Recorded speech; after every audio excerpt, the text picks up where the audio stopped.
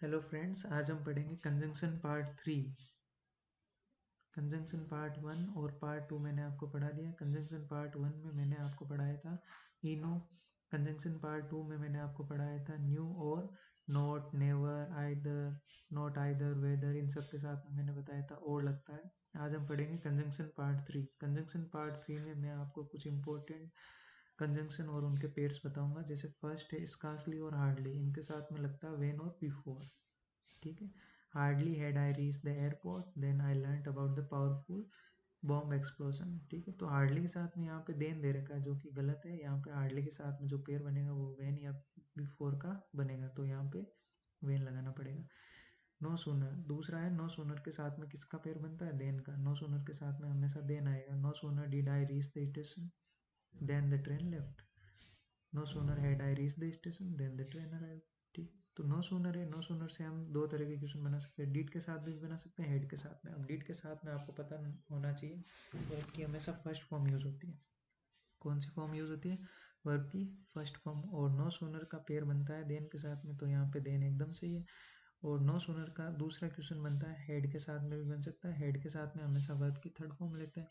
ठीक है, तो यहाँ पे head I reached third form एकदम सही है। और नो सूनर का पेयर देन के साथ बनता है, तो देन भी यहाँ पे एकदम सही है। तीसरा कंजंक्शन हम पढ़ेंगे ऑल दो। ऑल दो के साथ में हम क्या यूज लेते हैं? Comma. For example although is rich comma he is kind. ठीक है।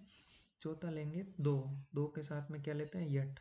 दो he is poor yet he is honest. ठीक है, दो he is poor yet he is honest.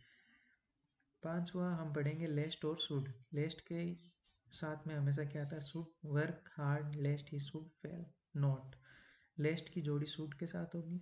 ठीक है, आपको कंफ्यूज कैसे करेगा? शुड के साथ में नोट दे देगा, या फिर शुड की जगह आपको मे दे देगा, या फिर कुड दे देगा, तो वो सब गलत होंगे। लेस्ट के साथ में जोड़ी सिर्फ और सिर्फ किसकी बनती है? शुड की बनती है। ठीक है, और शुड के साथ में नोट भी नहीं आता।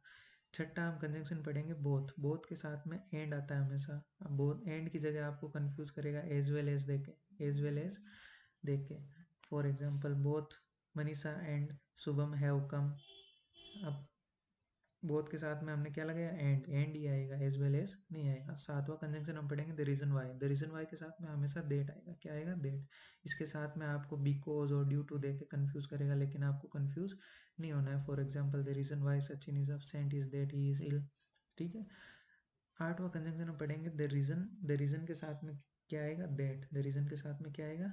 दैट। इसके साथ में आपको ऑन अकाउंट ऑफ देख के कंफ्यूज करेगा, आपको कंफ्यूज नहीं होना है। For example the reason why she has appointed her is that he she is diligent and intelligent. ठीक है, तो यहाँ पे द रीजन के साथ में देट लगा रखा है जो बिल्कुल सही है। यहाँ पे देट की जगह आपको ऑन अकाउंट ऑफ देख के कंफ्यूज करेगा, लेकिन आपको कंफ्यूज नहीं होना है। देन और then is not used with as soon as long as and so long as। as soon as long as, so long as के साथ में ये दो देन दे रखे हैं, इन दोनों में से कोई भी यूज नहीं होगा। ठीक है, थैंक यू फ्रेंड्स।